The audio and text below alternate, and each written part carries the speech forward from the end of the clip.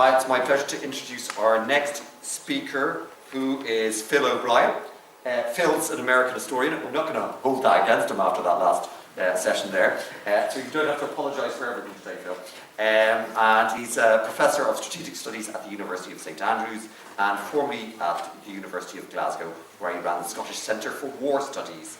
And he was, amongst other things, he was attended Pembroke College, University of Cambridge. By looking at what we were asked to do for this talk, it seemed to me really we could boil it down to three questions.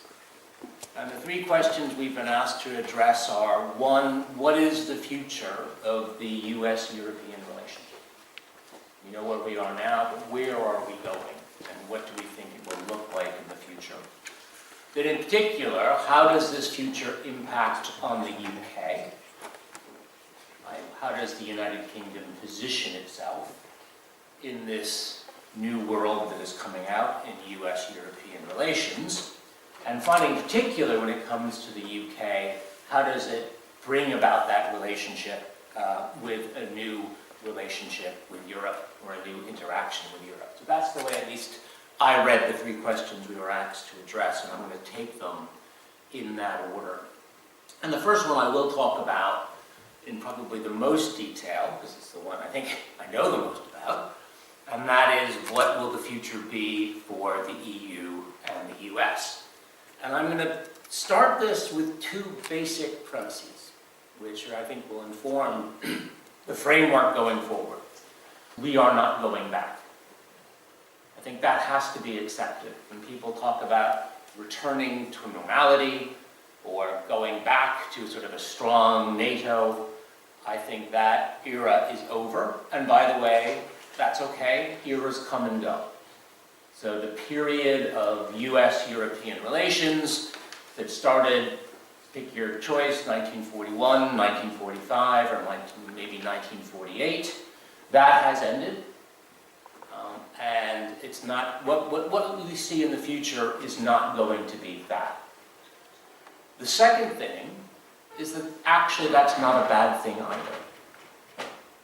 Not a bad thing for the United States, and not a bad thing for Europe. I think the old relationship, what we talk about as normality, had actually become very unhealthy for both parties. So when we look to the future, hopefully we can construct, or something new will be constructed, that will actually be healthier for both, and I think change the balance, change the basic interrelationships between the United States and the European Union. Why are we not going back? Well, one of the problems is too much of the focus has been on Trump. Trump did not change everything overnight. He is an accelerant of a change that was undergoing. All right, so he is sort of a massive accelerant. I don't think we would have gone through the kinds of stages of grief that we have seen in the last 15 months so quickly without Trump. But what Trump was doing was in many ways pushing along a change within the United States that began in 1991, say, when the Soviet Union broke up, or you could say began in 2001 in the War on Terror, or even 2022 with the withdrawal from Afghanistan. And that is the decline of an Atlanticist interest in US domestic politics. That US-European relations in the 20th century were arguably, or certainly until 1991, were the key relationship for the USA. What happened in Europe was seen to be vitally important to the United States. Economically, in many ways socially, Americans, if they went overseas, went to Europe. And it was seen as, what happened in Europe was seen to really, really matter. For both parties, that kind of interest began to wane. It began to wane over the previous decades. Trump, though, as I said, pushed it on. Why are we not going to go back? Well, we've got two parties in the United States, and it's unlikely we're going to have a third. Maybe there will be a third pop up in the next 20 years, but everyone talks about a third party in the United States, it never appears for any period of time. So we're probably stuck with the Republicans and the Democrats for the foreseeable future. Both of them are now moving away from Atlanticism, one at rocket speed, the Republicans, but the Democrats, you might say, at a fast walk. And that's not going to change. What are the Republicans now? By the way, this is one of the things, we use phrases like the Republicans and the Democrats as if they are things that don't change. The Republican Party now is basically the Democratic Party of 1900. And I won't go into that in detail unless you're really nerdy. But basically, if you voted Democrat in 1900, you were small-town, Midwestern, Southern, poor. You were evangelical Christian. You are now a Republican. So what we know of as the Republican Party is actually the Democratic Party of 1900, and vice versa. If you were a Republican in 1900, you're almost certainly a suburban voter in the Northeast, Midwest. You're almost certainly now a Democratic Party. And that change happened beginning only about 30, 40 years ago, really. But what Trump did is he understood what the Republican Party's base was. The Republican Party's base is small town, Midwestern, Southern, white voters. And that these voters have no interest in Atlanticism. It plays no role in their thought, no role in their interest. And he, because he himself had no interest in Atlanticism beyond wanting to have a friendly relationship with Russia, that's his version of Atlanticism, was able to destroy all what we thought were the norms of the Republican Party. We thought the Republican Party was a pro-NATO party, but that was based on a Republican Party that actually died 30 or 40 years ago. And Trump, and I pay him credit as a political manipulator, do never underestimate Donald Trump as a politician. He's one of the most extraordinary politicians in US history. He understood that instinctively, whereas most Republicans didn't want to admit it. He understood the party didn't care about her. And so he could go and blow up the whole thing. And now the Republican Party's base is a Trumpite base. That is it. So that party is not going to change because that's who its voters are. And so it's not going to be taken back. Even if Marco Rubio is the nominee in 2028, it's not going to somehow revert to what we would think of as traditional republicanism. It is Donald Trump's party, Donald Trump's base. And if J.D. Vance is the nominee, it'll even become probably more extreme anti-Atlanticist. So the Republican Party is what the Republican Party is. But the Democratic Party also had changed. So the Democratic Party, in many ways, Joe Biden really papered over a change in the Democratic Party that had been going on for a while. Biden was a relic of the Cold War. Biden was a 1970s, 80s American politician. That's where he rose to prominence and cut his teeth. His original foreign policy interventions were Cold War foreign policy interventions, when he really took a very strongly Atlanticist position. When he got to the presidency, he was a very old person, in many ways living with those older ideas. The Democratic Party today does not have those kind of Joe Biden ideals or visions within it. It's not hostile to NATO or hostile to Atlanticism in the way that you would say many elements of the Republican Party is, but it just doesn't really care a lot. You're not going to get them standing up and saying, we care a great deal about reforming NATO and having Americans fight for NATO and reinforcing the nuclear shield over Europe. That's not any major, Democrats are not talking about that in the United States. If you look at the Democratic wings, I'd say there are actually two bases in the Democratic Party. In the Republican Party, there's one base, it's at the Trumpite base, and that rules. The Democratic Party has two bases that are sort of dueling right now for control, but neither of them are strongly Atlanticist. One, you might say, is quite Atlanticist skeptical. That's the part I'll call the Bernie Sanders AOC wing, which might be the most passionate wing in the Democratic Party. That part, Sanders is an AOC, that's Alexandria Ocasio-Cortez, the representative from Queens, who is the rising star in the Democratic Party. They would come from the wing of the Democratic Party that would have been considered the most anti-Atlanticist of any element in the US polity before Trump. So that's that part of it. But even what we would say is the more centrist wing of the Democratic Party, Gavin Newsom, Andy Beshear, people like that, Pete Buttigieg, their Atlanticism is there. I mean, they'll talk about NATO, and they certainly wouldn't want to leave NATO, but it's not a major issue for them. So that's what I mean. Maybe you will get a Democrat Atlanticist elected president in 2028. That's still, that's still a long shot, but it's a possibility you'll get a Democrat Atlanticist in 2028. But that could be just another 4 years, and you're back to a Trump-like Republican. There will be no stability in U.S. politics in favor of the old way. So I think that's what when I talk about we're not going back, I think it's because the United States is not going to go back to 70 years of commitment to European security. That's the difference. That commitment to European security, which began in 1941, ended, and whatever comes afterwards, there will be less commitment, because there will not be the political underpinnings of that commitment. So that's one element about we're not going back. The second one is that actually I don't think it would be a good thing to go back anyway. I think the transatlantic relationship had become deeply unhealthy for both Americans and Europeans. And it really came out in the last 16 months about how unhealthy the relationship had become. And in many ways, it was worse for Europe than Europeans wanted to admit. And I'll start with a little story. And this was almost 2 years ago. Edward Stringer and I, Ed is a former RAF Air Marshal who now does a lot of good great defense policy work. We were writing an article for Foreign Affairs, which came out in September 2024, which we thought was pretty non-controversial. The article was, Europe has to get ready for Trump. All right, we weren't geniuses. There were two candidates. There's a two-horse race, 50-50 chance that Trump was going to get elected.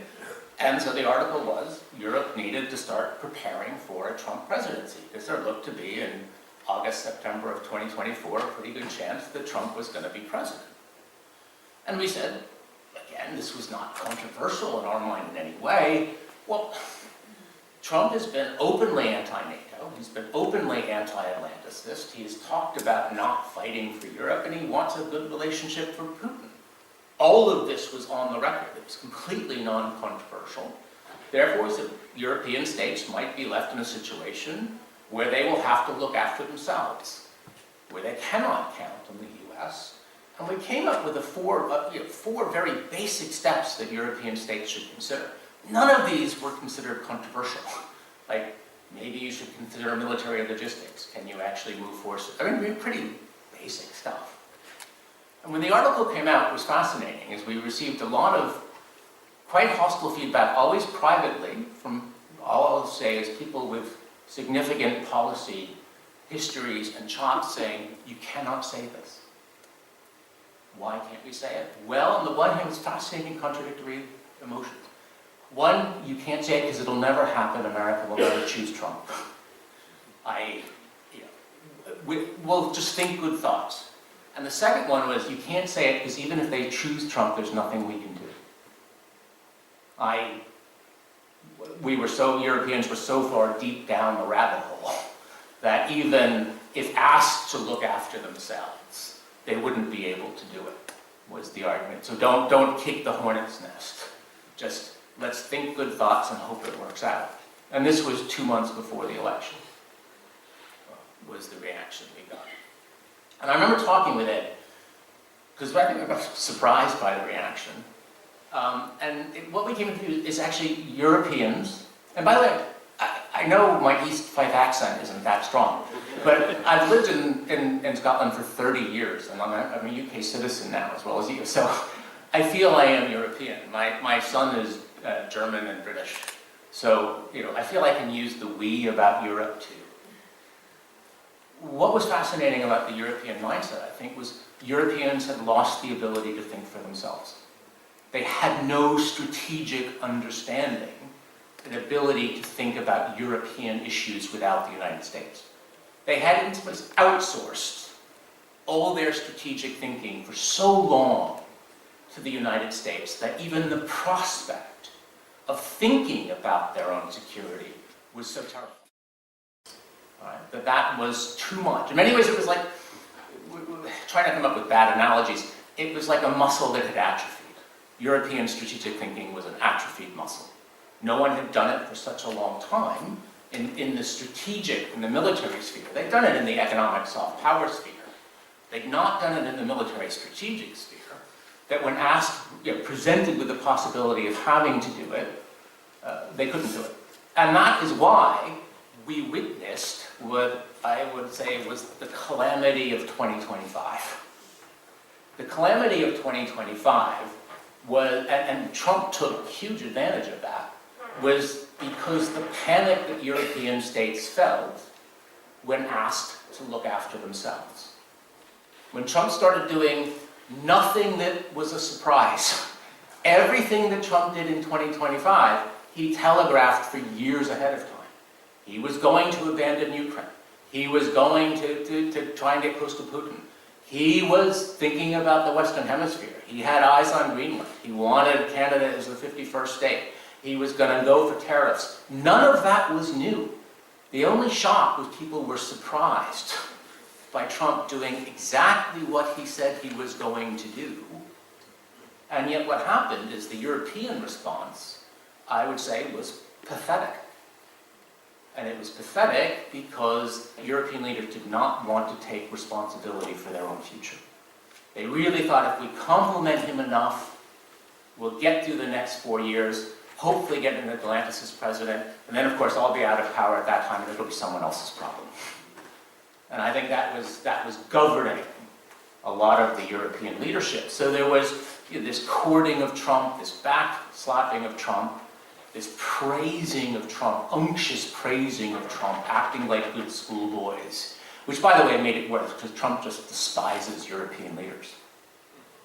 If you think any of this praise did you any good, you must be disabused of this.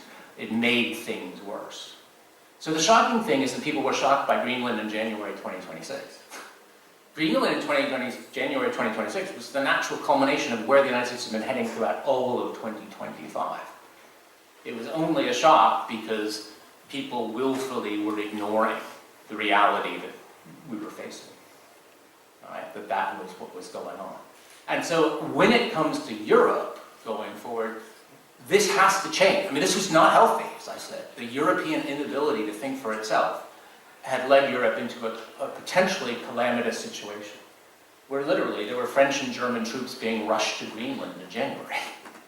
Right? Last minute rushing of troops to Greenland because they didn't want to admit the world that they were in until they had to, with the threat of an American gun, to do it. So that is why not only are we not going back, it would be a terrible thing to go back for Europe. Europe, I think, actually needs to start thinking and acting for itself. Will it? Now this becomes the question. And this is where I think we have to distinguish between words and deeds. There has been, up until January of 2026, I would argue, almost all words in the idea of Europeans acting in their own interests. There had been some elements. German defense spending went up. I mean, Germany has played a very interesting role. Polish defense spending had risen. The Poles were building up defenses. The Finns always were ready to defend themselves. So there had been elements of European thinking about how we actually defend ourselves without the United States. But on the whole, very little had changed. Defense spending was going to go up, but it was going to go up 5-10 years from now. It wasn't actually going up then. So most of the changes were rhetorical. Right? In 2026, it is better, I would argue. But I don't think it actually is quite the substantial, permanent change that we sometimes have people acting as if they are seeing. In other words, things are different. I think Europeans standing up for Ukraine is absolutely important. Understanding that the US is not only out of the game with Ukraine, but actually wants to have a good relationship with Vladimir Putin. and not pretending anymore that the United States is going to do anything for Ukraine. That is important, and that if Ukraine is going to be supported, it's going to come from Europe, and that is tangible support, which, by the way, was, without the Hungarian election result, was still a bit in play. So we're talking 2 months ago, it was not quite clear what European support was going to go to Ukraine. So that is a good, tangible change. But actually, for most states, the changes are minimal. British defense spending is going down this year. Yes, it might go up in 5 to 10 years' time. But most European states, except those on the front line with Russia, are actually not doing that much to improve their, what I would call, strategic autonomy, European strategic autonomy. So if, before I say that there will be a permanent change, I think you're going to have to see more. I think the direction of travel in 2026 is much better than 2025, because in 2026 Europeans aren't lying to themselves anymore. 2025 is a year of deception, self-deception. But now, once you tell the truth to yourself, what you have to start doing is acting on the truth. I still think there's a ways to go on the actions. So that's sort of where we are going. The United States is going to be unreliable. Europe, going forward, European states will have to say, either do they want to have strategic autonomy and look after themselves or not. All right? Better signs than before, but I would say that that question is not fully answered. Now, what about the UK? And the UK, one of the questions you had to look to both the EU and the USA are almost to choose. Well, this is where actually Natalie stole my whole entire damn line. Geography is geography. And what we have learned in the last few years is that there is no separate UK security from the rest of Europe. And if any, and I'm going to leave it to David to talk about the economic stuff, so I'm not going to get into the economics of it, but I also think the case for economic relationships is as strong as it is for security relationships. But in fact, when we look at UK security, there is no UK security outside of a general European security. In fact, probably the need for a whole European security order has grown as we have seen changes in military technology and indeed degradations in restraints on how weapons are used. What we have seen in the last few years is the growth of long-range weapon strikes and the decline in restraint in how they're used. I mean, right now, it's still shocking. I'm still amazed how people seem to tolerate the fact that a European state is having most of its major cities attacked every day or every week. All right, and everyone seems to be going about their lives. And that's what we are now. We actually accept the bombardment of European cities as now a normal condition. All right? And that's the future. And in that case, there is no separate UK security. The UK isn't that far from Russia when it comes to these cheap mass systems. They can be manufactured. Russia's making 30,000 Shaheeds a month now. All right? UK couldn't intercept 200 a night. Right? So the idea that there is a separate UK security going forward is nonsense. And I think that, by the way, says the future is the UK can't defend itself on itself. It has to be part of a European security order. And if it's going to be part of a European security order, it's probably going to have to be part of a European economic order, or a larger kind of European political structure. And the United States, it cannot be trusted to defend Europe. And it cannot, therefore, be trusted to defend the UK. I mean, the most frustrating thing of the last year to me has actually been the desperate attempt by British policymakers to pretend the world hadn't changed. The British were, in some ways, the least willing to accept this new world. I went to constant events in London, foreign policy events with senior civil servants and policymakers, and I would always hear, don't give up on the US. It's all going to be okay. We'll move on after Trump. We need to have a close relationship with the USA. What they didn't realize is the UK has no control over this. The UK was thinking it was an actor The UK is not an actor. It is a supplicant when it comes to the United States. It will never be an actor. And it didn't want to accept that. It wanted to live in the fiction that the UK mattered. Well, it doesn't matter to the United States at all. It actually does matter to Europeans. That's been the fascinating thing, is that over the last year, the people most frustrated with the British were other Europeans. Now again, I don't want to get too much into the structure of defense, but there's something called the JEF, the Joint Expeditionary Force, which was set up originally by NATO countries to bring together Northern European states, the Baltics, the Nordics, Poland, and the UK was to play the lead in the JEF as sort of the planning, coordinating nation going forward. Now, those states wanted Britain to be a leader in the JEF. And for the last year, they've been sort of pleading with the British to play a leading role in the JEF, but it was the British who were holding them at length, because they didn't want to offend the United States.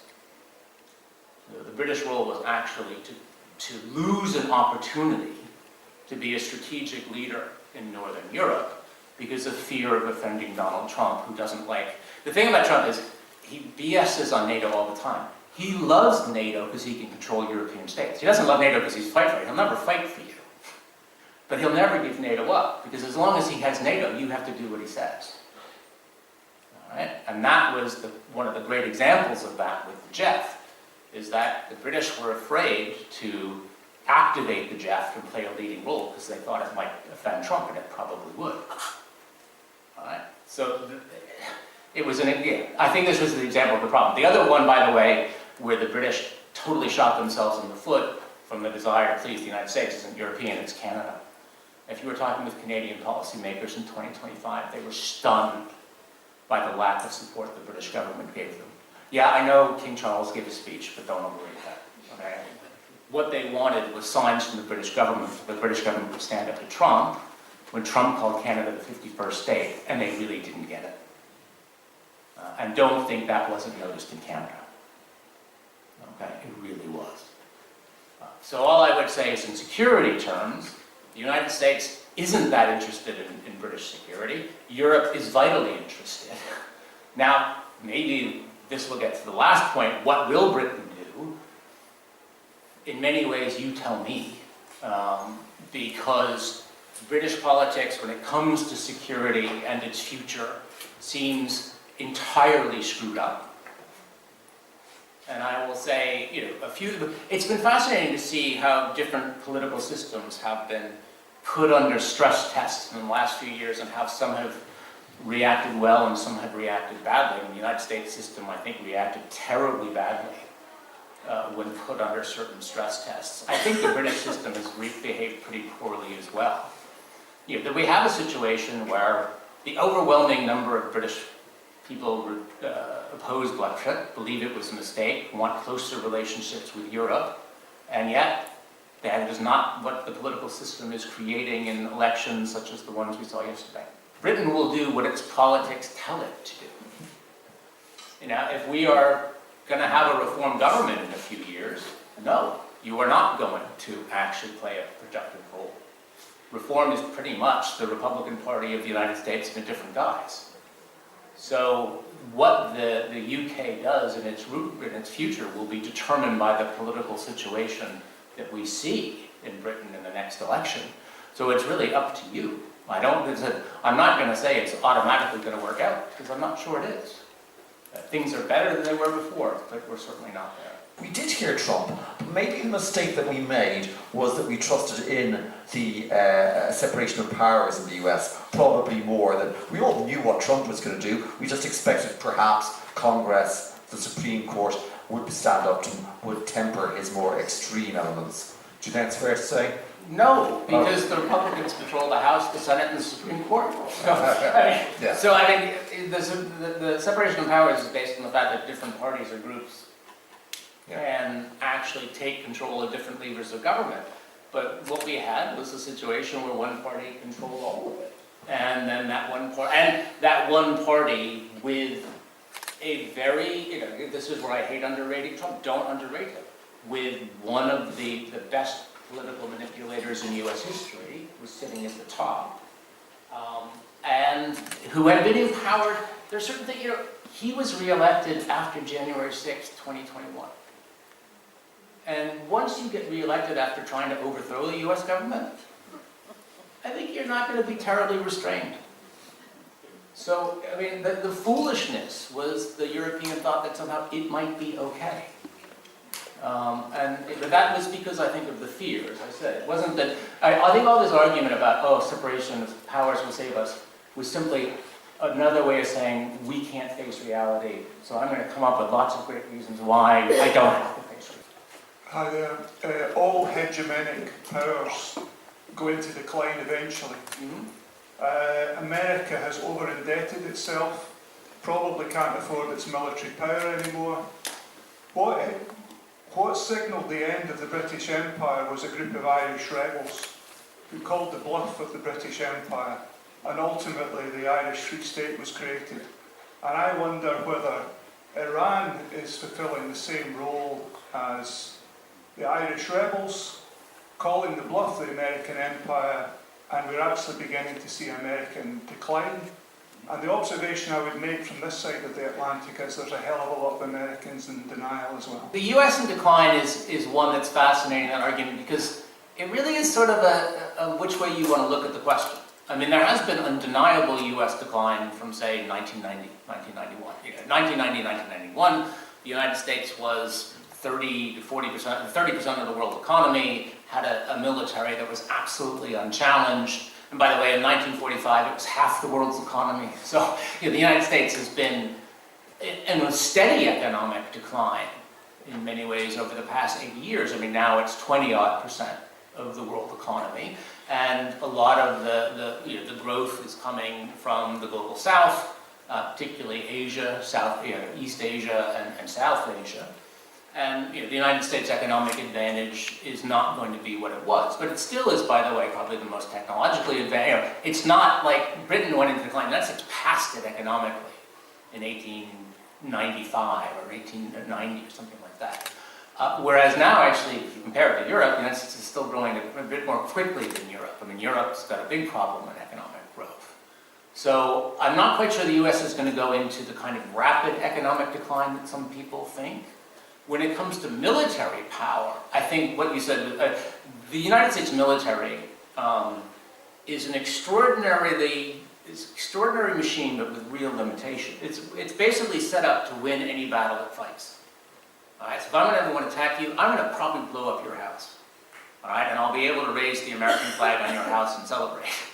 But what it can't do is really do much. What does it do beyond that? And that's where it struggles. I mean, it struggled in the War on Terror for 20 years, being able to do, other than blowing up houses, what does it actually achieve?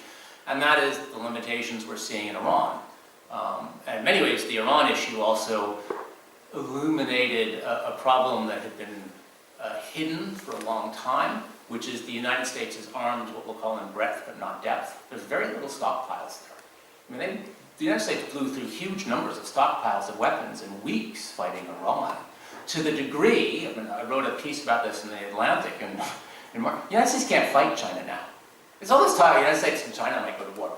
No, the United States cannot fight China. It simply doesn't have the stockpiles of things to fight China. So that kind of limitations. On the other hand, by the way, China is not going to invade North America either. So you have that, I would say, America isn't in decline. It's certainly not what it was, but it could be dominant in the Western Hemisphere if it wishes to militarily. Thank you, Phillips. This has been really interesting. Mine as well. You've made a frankly bracing assessment of British politics. Is the trouble to do with the current political personalities and complexion, or is there something deeper in the United Kingdom that is preventing this turn to Europe in terms of strategic autonomy? The British political system works if you have two dominant parties going back and forth. Labour and Conservatives. First it was the Liberals and the Conservatives, and then Liberals go and Labour comes up, and you end up with two parties. Now, if you have two parties back and forth, then and they're going to be dominant, then the British system at least provides some kind of stability. The problem is now people do not have party identifications. I mean, there are what, 5 or 6 parties? How many parties got more than 15% of the vote now? 5 in Scotland? It was 5. And in the UK, it was it 4 or 5, I think, in England. So it's an extraordinary number of parties that are getting these votes. And the British system cannot handle that. I actually don't think it's functional under that, if that's the way British people are going to vote, because then you can have a situation where reform does get 25% of the votes, but actually gets a majority in the House of Commons. So it's a systemic issue at this point. Northern Eastern Corridor can it save Europe and transatlantic bond? Well, can it save Europe? I mean, by the way, I don't think it's a catastrophe at all if the US leaves NATO. In many ways, I prefer it. I think Europe would be better. By the way, I don't know if people are noticing what's been happening in the Russia-Ukraine war in the last 3 to 6 months. Ukraine's taking the war to Russia. Europe can look after itself. I mean, Ukraine now, without any aid from the United States that is material, is transforming the war. You know, it's taking the war to Russia. The idea that Europe cannot look after itself is bonkers. It's only because of the muscle atrophy. My worry for Europe is that Europe divides. I mean, if Europe holds together, its future will be fine. Because it has the economic power, it has the technological power, it has the people, it has the educated population to look after itself, you know, to produce. The worry is that Europe splits.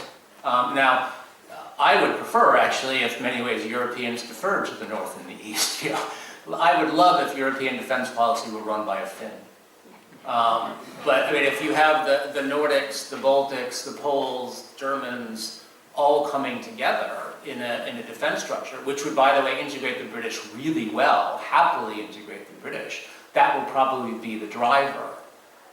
The problem would be if you actually have political splits. I mean, I know people celebrated about Orban losing, but let's see the French election next year. All right? I mean, this is not over. Populism is not over in Europe.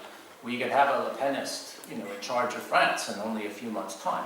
So Europe could still split going on that. And in that case, that Northeast corridor becomes vital. Where does this leave the UK as a nuclear power? I mean, in terms of nuclear weapons. Well, this is one of the fascinating things that no one, they're starting to talk about now. Look, there's going to have to be a European deterrent, or there's going to be about 5 or 6 separate nuclear deterrents in Europe. One thing that has come out, that we have let the cat out of the bag in the Ukraine war in the way that we deferred to Russia. We have made it very clear, if you have nuclear weapons, you're going to be treated differently. All right, the reason we were told Ukraine can't be helped in certain ways is because Russia has nuclear weapons. So we have said, if you are a nuclear power, you get deferred to.